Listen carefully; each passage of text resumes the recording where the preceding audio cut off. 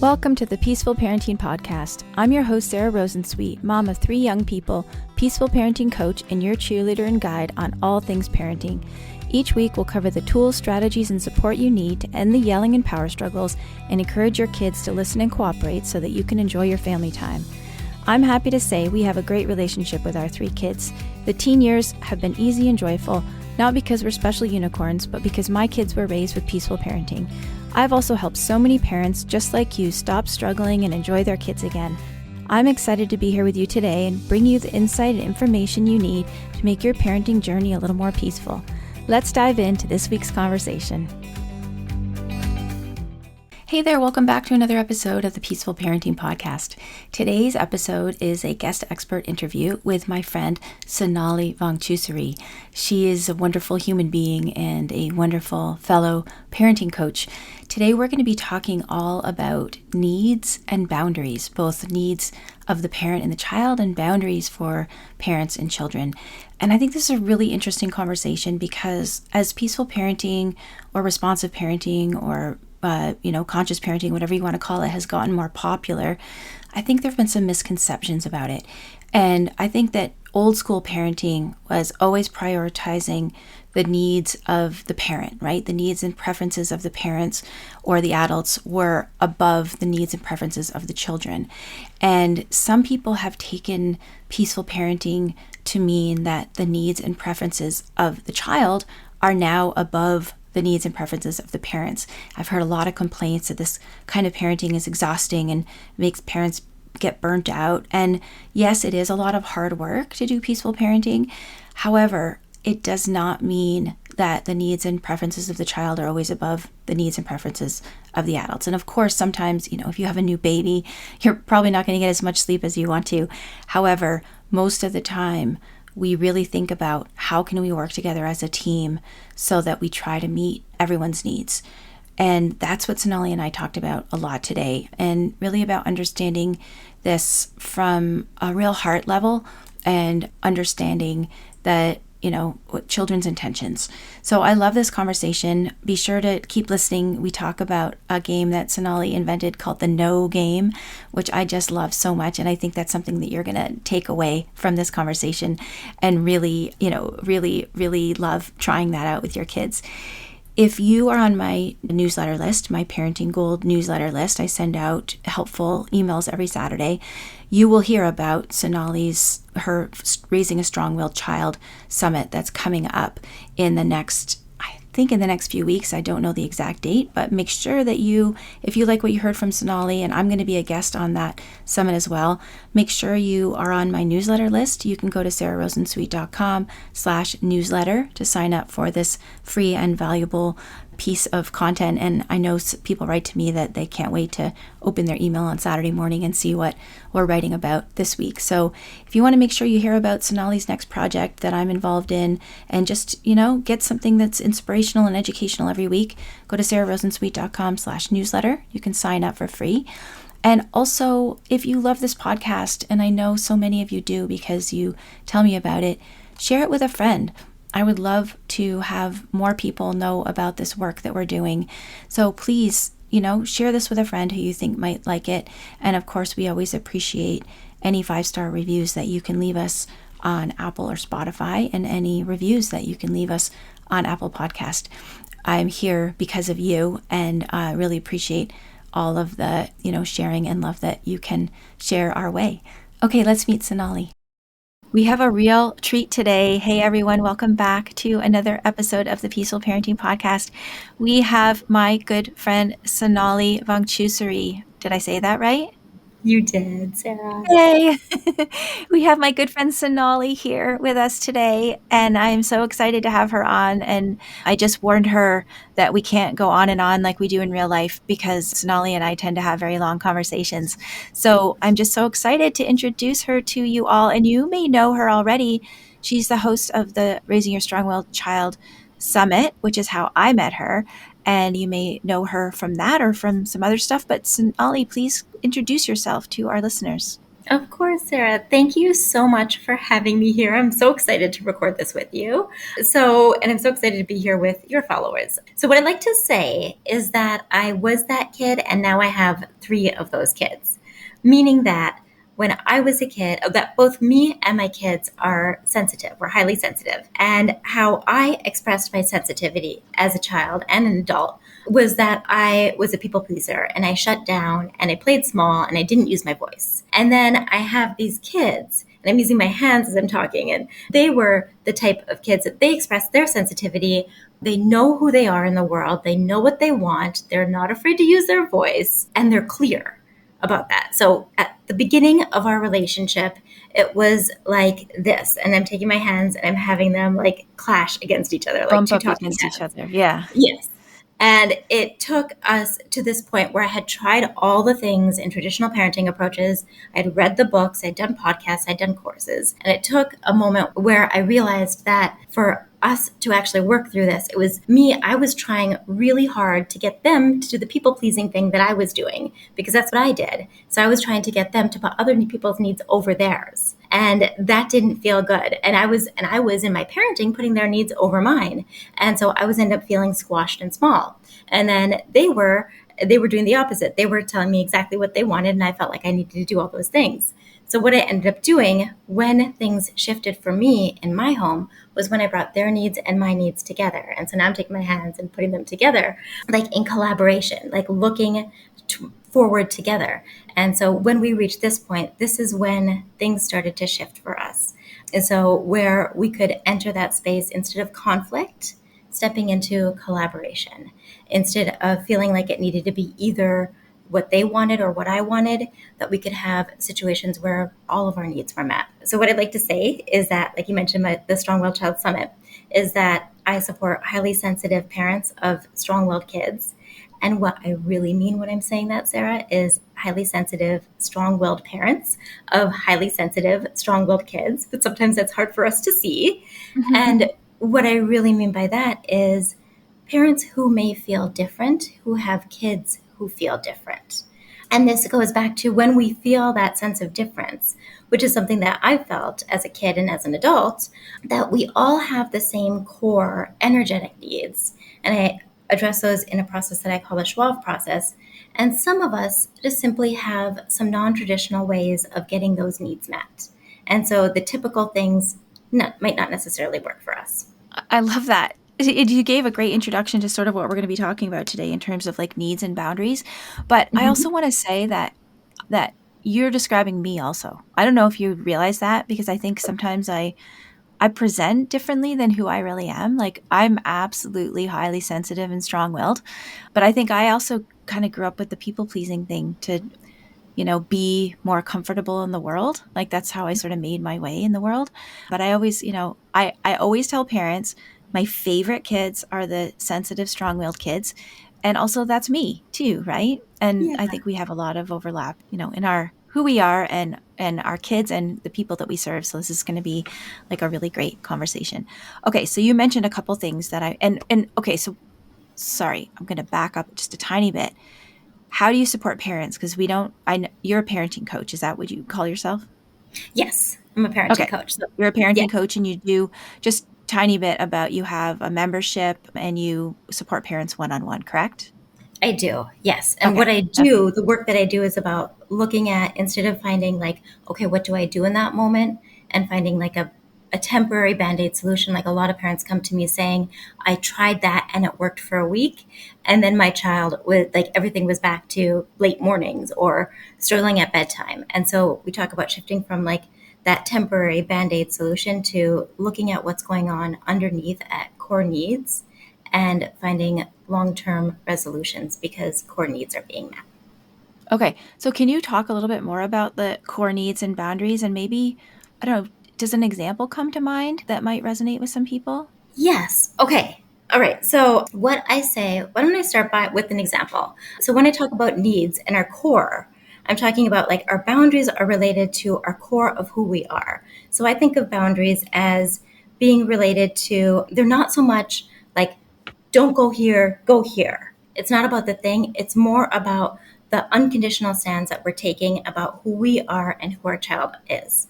So it's about being in that space of we are all caring, considerate, respectful, thoughtful, vibrant, confident, that we're understood, that we're appreciated. These are our core, that we're approved of. These are our core, these are our boundaries. So what I like to do when I'm talking about boundaries and like setting, I describe limits as excuses to disconnect. So when we set a limit, sometimes it's saying this is good, this is bad, this is right, this is wrong. And it can send the message to a child that, oh, because they did that thing, then they're bad. Does that make sense? And Yeah, for I a mean highly, that's not how I understand or use the word limits, but we can have different yes, definitions of it. yes, exactly. And I use it. So I think what you think of as limits is what I use as boundaries, which is kind of fun that Well, we it's have also these. fun because I hear parents say boundaries, and I tend to think of emotional boundaries. Like Yes. when I hear boundaries, I tend to think of like that is not my responsibility. The boundary between myself and another person is how I think of boundaries, like the emotional boundaries. What's yours and what's mine?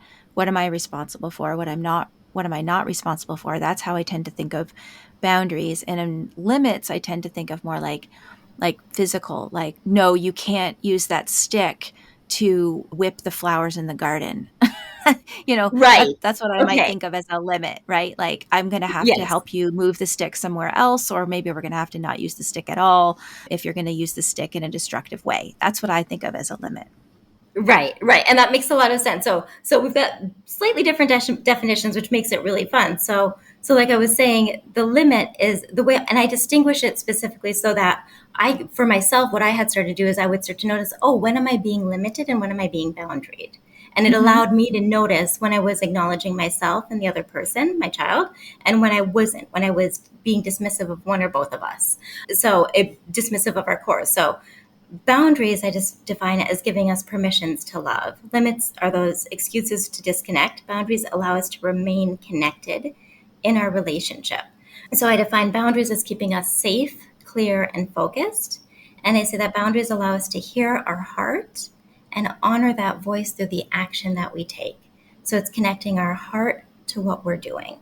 So our boundaries, similar to what you said, are more energetic. So they're saying, "Oh, I'm going to stay in that space of respect. I'm going to stay in that space of compassion. I'm going to stay in that space of care." And even as I communicate with my child, I'm going to stay in that space of I see them as respectful. I see them as considerate. I see them as caring. So one of the examples that I like to use is actually, I call it M&M Respect. And it's a story that happened with my daughter. It was before bed. And when she was out earlier in the day, she had eaten half a packet of M&Ms. So she comes back and we've brushed teeth, we've gotten ready for bed, and she comes to me and she's like, "Mommy, can I have the rest of my M&Ms?" And so I say to her, "Oh, sweetie, not tonight. We can have them tomorrow. It's time for us to go to bed."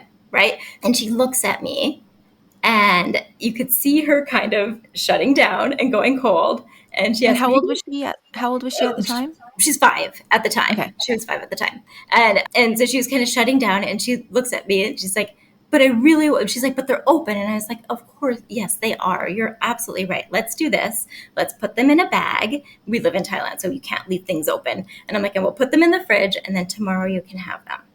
And you could feel her like shutting down a bit. And then she looks at me, she looks at her M&Ms, and she takes her hand and she sticks it in the packet and then she shoves them in her mouth. so so you know this story, you've heard this story, I've heard this similar stories plenty of times with parents that we support, right? And Yeah. so and she looks at me and I say, "Oh, sweetie, you ate those M&Ms and I know you do respect me, so I know there must be something else going on here." And she looks at me and she's not so sure, she still wants those M&Ms.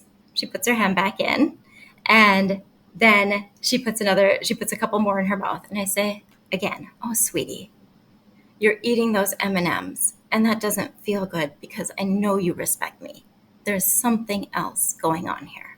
And then when I could hold that space, instead of saying the thought that we're thinking, right, Sarah? When the thought that comes first, when we say no and then the child does something, a lot of times we think, "Oh, that's disrespectful," Right. right? They're Right? being defiant. They're being defiant, they're being disrespectful. So what I do is I say, "Okay, That, so to me, their core is that they are respectful. That's Mm-hmm. unconditional. So when we notice that thought, we flip it and we say, okay, they are respectful and that thing is happening. So we're denying neither. Does that make sense? So much of our work, really, we need to be able to hold two ideas in our head at the same time. And that's what this is being able to Yeah. hold two things at the same time, that they are respectful and they did do that thing.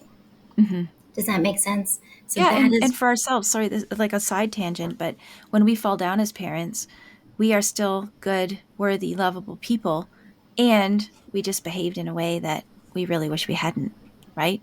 Both of those yes. things are true at the same time. Our yelling at our kids 5 times in the day does maybe something we don't want to happen, but it doesn't take away the fact that we're still good, worthy, lovable people. Right, exactly. But we tend to say, oh, because I yelled, then that must mean that I'm not patient, or that must mean Yeah. that I don't care, right? And so that's exactly, it's the same thing. So when we say that to ourselves, that's dismissive of our core. Does that make sense? Because we are Yeah. really caring, compassionate, considerate people, and we did have a moment where we yelled. And the reason, Yep. what I like to say is, it did happen. I did, like, if I were talking about myself or a parent that I'm supporting, I did yell or you did yell, and the reason it doesn't feel good is because you care so much Yes. about being considerate. So this is holding those two things and bringing those two things together. So it doesn't need to be either or. Either I yelled and then I'm not a good person, or I'm a kind, caring person and let me pretend like I didn't yell. We're actually holding both of them together. Mm-hmm. Does that make sense? Yeah, it does. Okay. So that's validating, acknowledging our core in that example. And then for my daughter, it was her core. And the second time I had said it, she started to cry. And you could feel that the wall that she was trying to put up, that disconnection, because she was struggling to hold those two things. She was in her mind saying, oh, I really want to eat these M&Ms because they are so good, like you Mm-hmm. said, right? They taste good. And then she's also saying, and I really want to hear what my mom's saying because I do respect our relationship. So she Mm-hmm. felt in her mind, when I saw her kind of shut down, she was dismissing that part about respecting our relationship so that she could eat the M&Ms. What I did is I say, I see that part in you, and I unconditionally hold it, and I brought them together. And when Mm-hmm. I did that the second time, then she started to cry, and she came into my arms, and then through the tears brought up something else that was going on. So Well, that's what acknowledging and the it, core and is about. the Yeah, something else that's going on can just purely be developing impulse control, right? exactly. Like the Yeah, impulse control that hasn't developed yet in a 5-year-old who does love and respect her mom and cares what she thinks and also just really wants the M&Ms. And exactly. I just love how you in that moment, because you didn't get angry at her, and because you didn't scold her or say, that's it, I'm throwing the rest in the garbage, or whatever someone might be tempted to do when they get triggered when their child is being defiant, because let's face it, she was defiant in the true sense of the word, right? You said don't eat the M&Ms and she ate them anyway. But when you held that space for her, you actually supported the development of her impulse control for the next time, right? You supported that development of her knowing who she is, and that this doesn't feel good to have done something that my mom just told me that she didn't want me to do. And you let her feel the uncomfortableness of that instead of having, if you'd gotten angry with her, she wouldn't have had a chance to feel that because she would have just redirected her uncomfortable feeling into anger towards you for getting angry at her. Exactly. And now we're both stuck in anger, right? And now we're both feeling that disconnect. And so what it does actually, so it's interesting because I take that disrespect and I flip it. And part of the reason that I do that, it's for her, but it's also for me. Does that make sense? Because if I say, "Oh, she's respectful," that we get angry if we feel like we're being disrespected. Well, Does and that that's make why, sense? yeah, I mean, that's why I always tell parents to remind yourself in those moments that your child's doing the best they can. Because if you are going into this tricky situation with the benefit of the doubt, I mean, we're saying the same thing. I call it giving them the benefit of the doubt, remembering that they want to be good and they just couldn't manage at that moment. They were doing the best they can. it sets you up for a completely different kind of interaction. Yeah. And yes, exactly. I think we're saying the same thing, like remembering that they're good. And it's interesting because we are saying the same thing and it's in a slightly different way, right? So that's what, because I'm talking about is like, oh, we can remember, we can acknowledge their core of who they are. So I see our core as tied into our identity, and our identity tied into our needs. So when we send that message, oh, they're defiant or they're disrespectful, I see it as like they feel that conflict in that moment. So Mm-hmm. there was part of her, and I talk about this a lot, like acknowledging all of a person. So there's part of her that wanted to eat the M&Ms because they're good, and there's also part of her that wanted to do what I was asking. She wasn't intentionally being defiant, and yet she didn't know a different way to express in that moment. And she didn't know how to hold both of those things. And so that's what I was doing for her, is holding both of those things. And so, like, let me think of another way to explain this. So when here's another example, maybe this can make it clarify it a bit too. There's usually bedtime struggles, right? When we're working with parents, there are struggles with bedtime. You know, the child that wants one more hug or one more kiss, and it lasts for 2.5 hours, right? Yeah. You know our people. Yeah, we know our people, because you've got the highly sensitive, strong-willed child. And then there's us, the people pleaser us, that's like, oh my gosh, they just need a little bit more. Why don't I just give a little bit more? And eventually then in that trying to put their needs over ours, eventually we hit that moment where we can't take it anymore and we might snap or yell. And in that moment, then we don't feel good about having done that. And then we might feel guilt or shame. Does that make sense? So that's like the 100%. emotional roller coaster. Yeah. Yeah. Okay. So in that moment when we're with our kids, they might say, oh, can I have one more hug, one more hug, one more hug, one more hug? You know, like they could ask this forever, right? And what we want to do is there's a part of us that's saying, no, it's time to go to bed. So what I actually believe is that, yes, inside of us, there's a louder part and there's a quieter part of us. So the louder part in us is saying it's time for bed. And the reason we're saying that, if we peel back to the energetic need there, it's that we want our child to rest and we want some rest as well, right? So, sorry, can I just interrupt you for a second? Because it strikes me in the example that you gave, the louder part and the quieter part might actually change position at some point. Because I think the louder part in the beginning of this 2.5 hour, one more hug, one more story, is I want to meet my child's needs, of their needs for connection in those moments, which is why we Absolutely. stay, right? And the Right, quieter part is saying, actually, I really need them to go to sleep and I need to go to sleep. But right, I think if I'm understanding your idea, at some point, it's when the louder part becomes, no, we really have to just get to bed, that maybe right. when parents lose their patience. Exactly. Around that 2.5 hour mark, right? when we're at the 5 minute mark, we're good. We're like, of course, one more hug. That sounds like a great idea, right? Mhm, Because mhm. like you said, our louder part in that moment is that connection, that deep, rich, warm, juicy connection with our child, because we want that too. So when we look at this, so yes, at the 2.5 hour mark, when we're tired, right? Our louder part in that moment is we want our kids to go to bed because we have that need for rest, and we care about their need for rest. They might need to get up for school the next day, and we want them to have a great day at school, right? And then the quieter part at that time, which, as you said, is the louder part, is that is that we want to give them one more hug. We always do. Even when we're at the 2.5 hour mark and we're saying, okay, it's time to go to bed, we still wish that we could give them one more hug and be there forever, right? What we We really have that. wish is that they would say, that's enough, and I'm going to go to sleep, and you're going to go to sleep, right? We wish they would meet our louder parts. Right. Okay, But I'm with you. but we I'm with wish that you. we could do it all. Right. Yes. But we wish that we could do it all. So this is our quieter part in that moment, is that, oh, we wish that we could keep hugging, and then it would fill up their cup and they would go to sleep. Right. And that's because we have that need for that juicy connection as well. So Hmm. that's the underlying core need, is that at nighttime they have that need for connection and we have that need for connection. That's really important at bedtime, right? Yeah. So so what happens is, so when we're at the 2.5 hour mark, and of course, like you said earlier in the night, it is flipped. We're focused on the connection, and that going to bed is our quieter part. When we're at that 2.5 hour mark and our louder part is saying, We want them to go to sleep, and our quieter part is saying, oh, I also want this to be connected.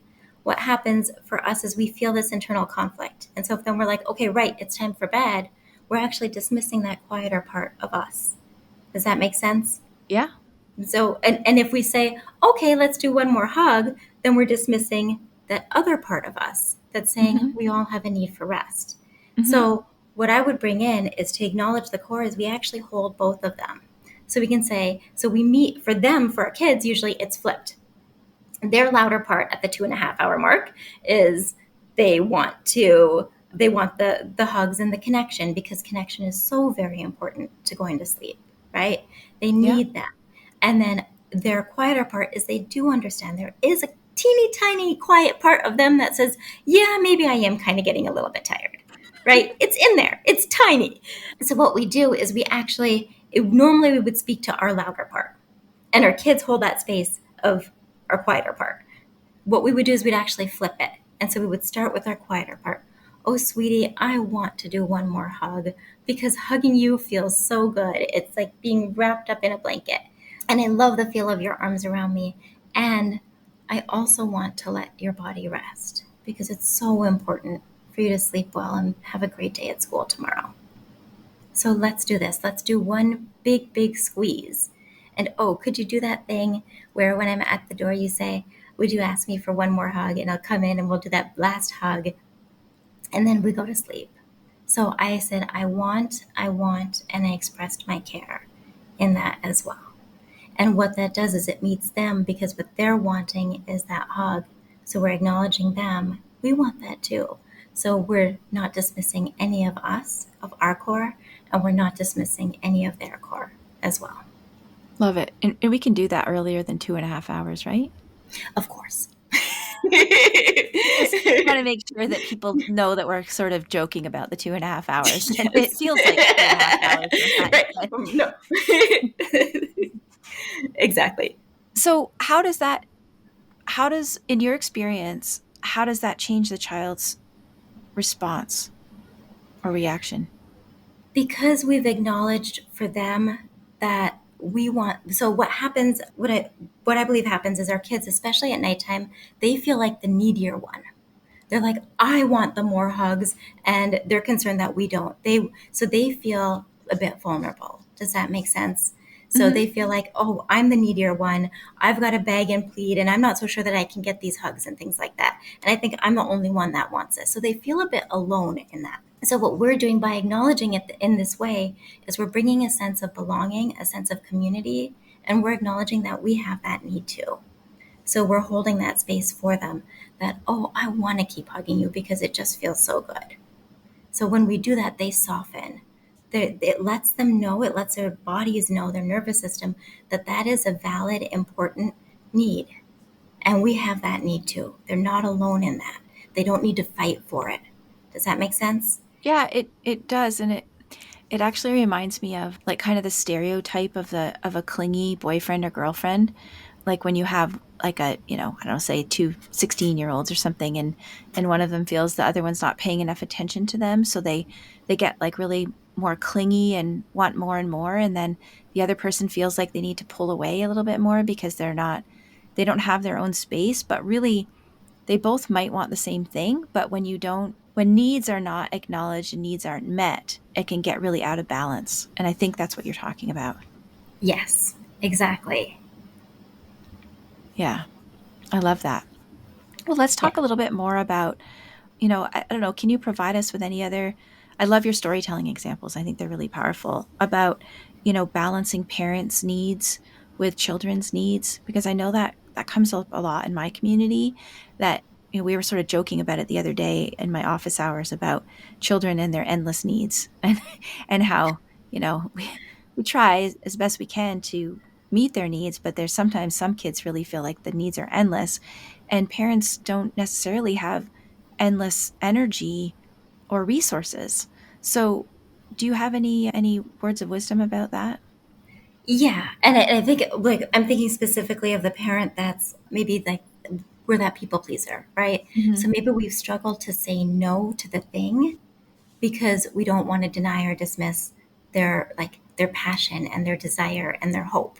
Does that make sense? Yeah. So I actually have a game that I love for that. I call it the no game, that helps us as parents acknowledge that, like, sometimes kids will ask for something over and over again. Sometimes what I like to say about a strong-willed child is that they're a hopeful child, right? They hope that if they've asked you 52 times for a cookie before dinner, that maybe, just maybe on the 53rd time, you might say yes, And right? occasionally it's worked. So there's that. There's this psychology of, they call it intermittent reinforcement, which is actually why gambling is so addictive. I was reading about this the other day, is that it's not that you get, every time you pull the lever, something comes out, but like very occasionally, and you don't know when it's going to be, something comes out when you pull the lever. And apparently that intermittent reinforcement is much more appealing to our brain, and it somehow becomes addictive. Anyways, it's a little bit of a side note, but I think that, that 53rd time when you do say yes, all of the other times they think maybe this is going to be the 53rd time when they do say yes. Right, right. And they, like and it feels like it gives it, yeah, exactly. It gives a sense of hope,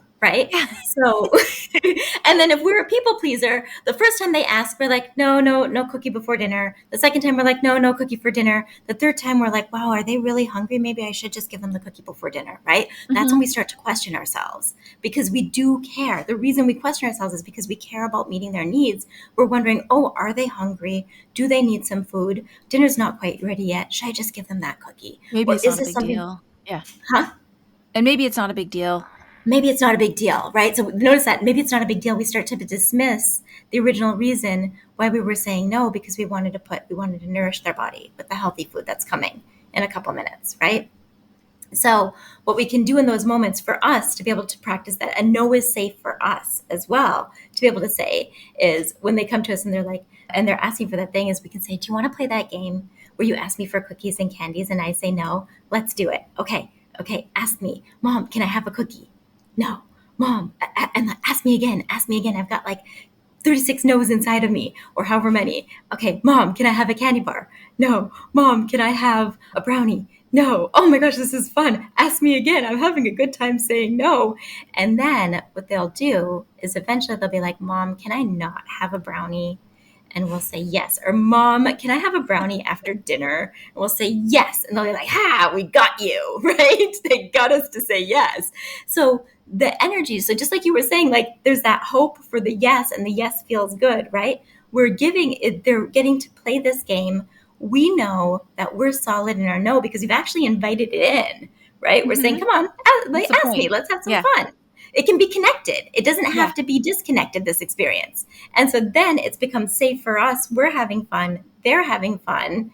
And then they flip that question and it's a yes. And it can also work the other way around, where a kid wants to say no, where the child wants to say no. And they might be in that stage where they just want to say no to different things. And for us as parents, sometimes that can feel rejecting, right? So give me an example of what you're talking about. Okay, so let's say you've got a child and you're like, oh, would you like to read this bedtime story? No. And then you take another book. Oh, would you like to read this bedtime story? No, right? And we get to the third or fourth one, and we're starting to get a little bit frustrated, right? And then we can say, do you want to do that thing where I offer you books and you say no? And then and because now we've set it up for success where they can say no, a no becomes a safe experience. It becomes a connected experience instead of a disconnected experience. So it Mm-hmm. teaches our bodies that the no is safe. It teaches our kids that the no is safe, that it's okay, that we can remain connected in the no, and we can enjoy our relationship when there are I love yeses and that. when there are nos. Yeah, because no actually does create a response in the nervous system, like Yes. a stress response in the nervous system. And so Yes. you're sort of regulating it that way. Exactly, because the no, we're worried that by saying no, we're disconnecting, we're dismissing what somebody else wants. Does that make Mm-hmm. sense? And Mm-hmm. so, one of the things that I like to say is that, like, if you have a child that says no a lot, a no is for safety. It's meant to keep us safe. Does that make sense? Yeah. Because we're not so sure about what's going on. Yeses are about commitment. So if you have a child that has a lot of anxiety and you're like, "Oh, do you want to try sushi?" and they're not so sure about sushi, no right away initially, right? Because they're trying to stay safe. They're feeling like they may have it that, "Oh my gosh, I don't know about this food. What if I don't like that? what does that mean about me? Hmm. Does that make sense? So Yeah. we're Do flipping you that. do you Yeah. have any process for sort of investigating the no? Investigating the no. Like, Like what's that what's about? behind the no, Yeah. right? And that is an interesting question. So that may be like, give me an example of what you mean. Well, just the example you gave of, do you want to try sushi? No. Like, what is it? I mean, I get that it's protective. Like, we all want to stay in the same place where we feel safe. Mhm. And some of us more than others. But when it's important to be flexible in life and not be rigid Mhm. and be able to, kind of go with the flow about things and not miss out. Sushi could be your favorite food. And I'm not saying we ever pressure kids to try things that they don't want to try, but I think it's a helpful skill to be able to investigate where that stuckness comes from. Right. Right. Okay. Okay. So here's an example. It's not the sushi example, but it's a similar example. So a child that's going on a trip with their school, and maybe they're saying, "No, I don't want to go. No, I don't want to go." That's a Right. much better example. It's much more important. Much more important than Right. if they And try this is an sushi or older not. child too. So like an older child, maybe a tween or a teen, right? And they're like, Uh-huh. "No, I don't want to go." And we're sitting there, we're like, "No, come on, you'll have fun. You'll have fun." Right. Hmm. And they're like, "No, no, I don't want to go." So I would first validate that it's important, because sometimes a child can feel like their no isn't important. Okay, sweetie, this is important. What I'm wondering is, I think there's part of you that doesn't want to go because you're not so sure what you're going to be doing and if you'll have a good time. And I think there's also this part of you that is curious about going and kind of wishes that you could go. You're just not sure, like you just want to feel safe and you're not sure how to get there. Yeah. Yeah. And if that's true, then we can work with that. We can figure that out together. And so asking them that question, like asking them, acknowledging both parts of them, because Hmm. their louder part in that moment, maybe, no, I need to say no because I'm not sure what's going to happen. I'm not sure what we're going to do there. I'm not sure if I'm going to like it. Hmm. So we can validate that, like that's important. And so I'm wondering if that's what's going on, and I'm wondering if this is also what's going on. Both of those parts are inside of them. Hmm. I heard somebody say once, and I'm curious what you think of this idea, is you can ask when you do recognize that a child has those two parts, the two opposing parts going on, asking them what does the one part need from the other part to be able to go on the trip. Oh, that's really interesting. I love that. What does a one part need? So, what I say is like that part of you that's not so sure about going, that's a really important part of you. So, what I define like self care as is it's not just the physical self care, but it's self care is caring for your physical self, caring for the emotions that you feel, caring for the thoughts that you think. Does that make sense? So if Hmm. they're thinking, oh my gosh, I don't want to go because I'm feeling really nervous, they said they're going to go hiking and I'm not sure if I can do that. That's a really, like, you're having that thought because it sounds like you care about enjoying the trip and you're just not sure about the hiking part. Does that make sense? Yeah, I mean that's kind of pulling us back full circle to what you were talking about in the beginning of the Yeah. needs on top of each other versus, the needs next to each other. Can you tie that Right. back into this?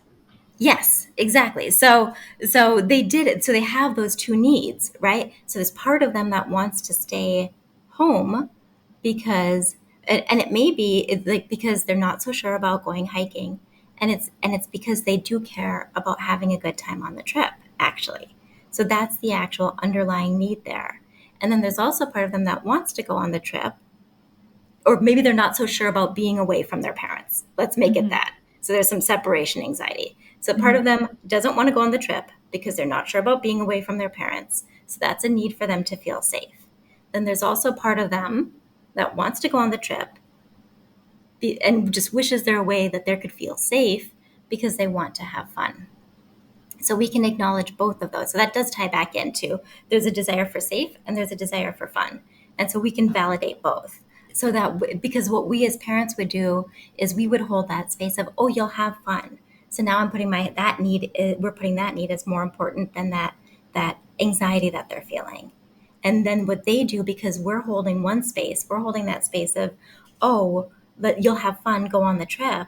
then our kids actually ground their heels in, dig into, no, this other need is really important, the Yeah, safety. because their louder need is not being heard. Exactly. You got it. Mm-hmm. So then if we Mm-hmm. bring them both together, hey, sweetie, both of these are important.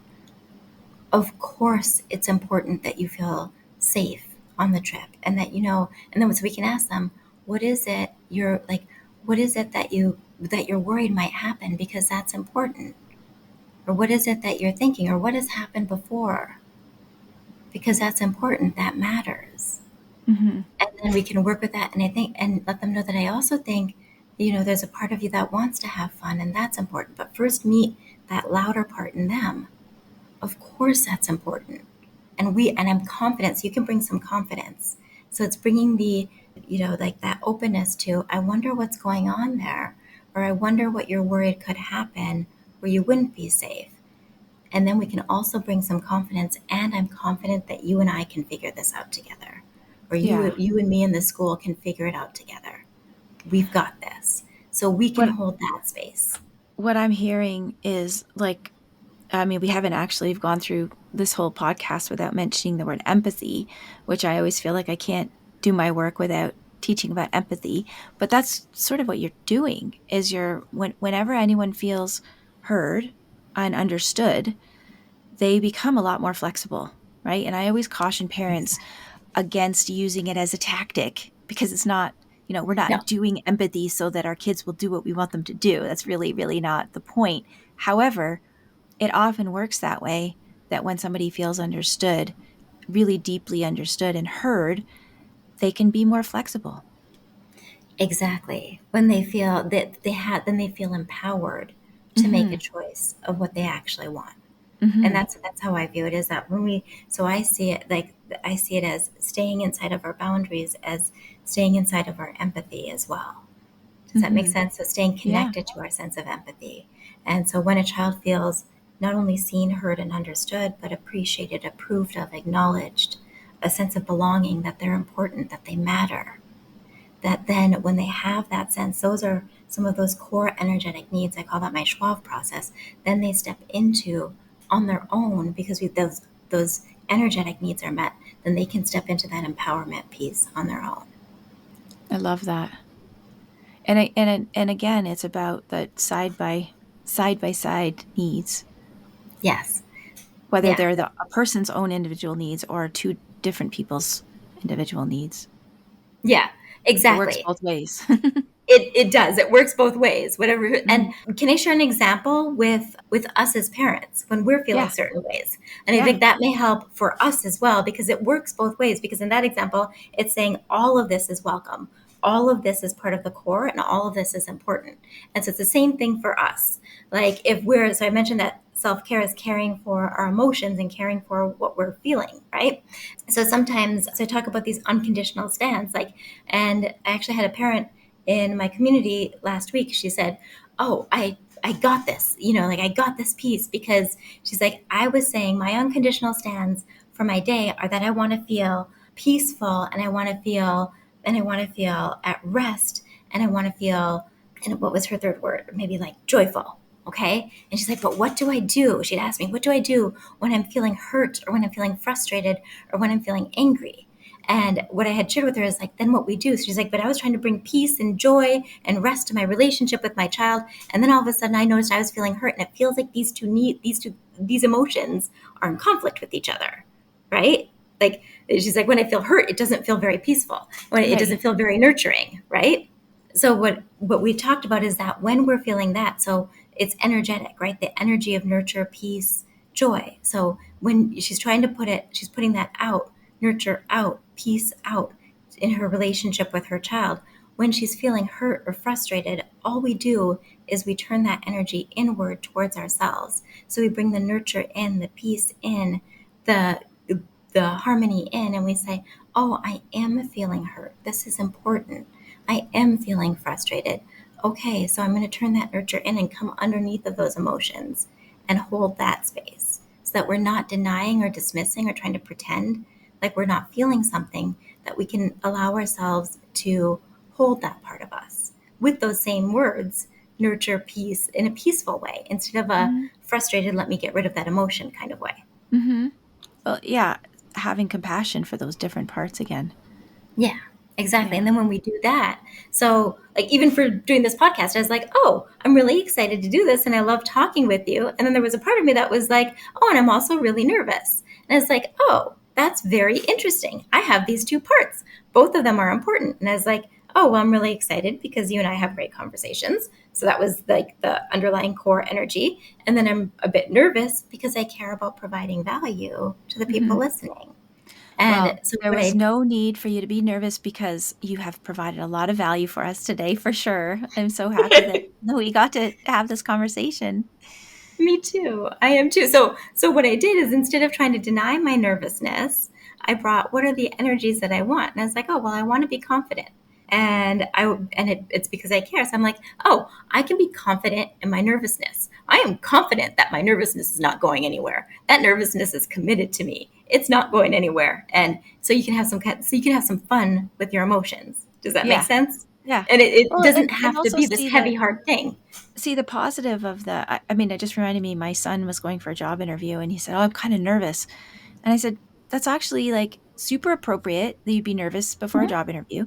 And also, because you're nervous, you'll probably do a better job than if you just didn't think about it at all beforehand and you just showed up on the day. And it's because we care that we sometimes these emotions come up." Exactly. So if we can tie any emotion that we're feeling, oh, I'm nervous because I care. I'm frustrated because this is important, because this Mm-hmm. person's important, this relationship's important to me, and keep tying everything back to that's tying it back to our core. Yes, I love that, Sonali. Okay, two more questions before I let you go. Okay. If you could go back in time, in our time machine, to your younger parent self, what advice would you give yourself?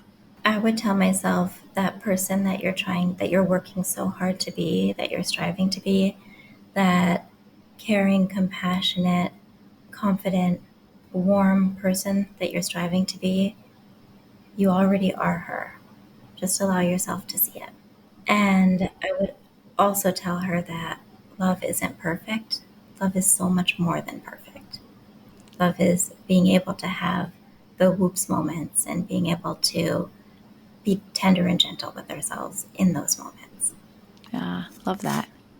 Thank you. So the last question I'll ask you is, where can our listeners find out more about you and what you do? They can find me at forwardtogetherparenting.com.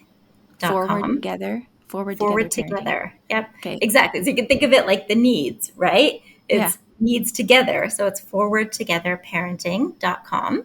You can also find me on Facebook at Forward Together Parenting. And I have a Facebook community called Raising Your Strong Willed Child. And on Instagram, I'm at Raising Your Strong Willed Child. Okay, great. We'll put all those in the show notes for everyone. Thank you, Sonali. Thank you, Sarah. It was good talking with you. You too. Bye. Bye. Thanks for listening to this week's episode. I hope you found this conversation insightful and exactly what you needed in this moment. Be sure to subscribe to the show on your favorite podcast platform and leave us a rating and review on Apple Podcasts. Remember that I'm rooting for you. I see you out there showing up for your kids and doing the best you can. Sending hugs over the airwaves today. Hang in there. You've got this.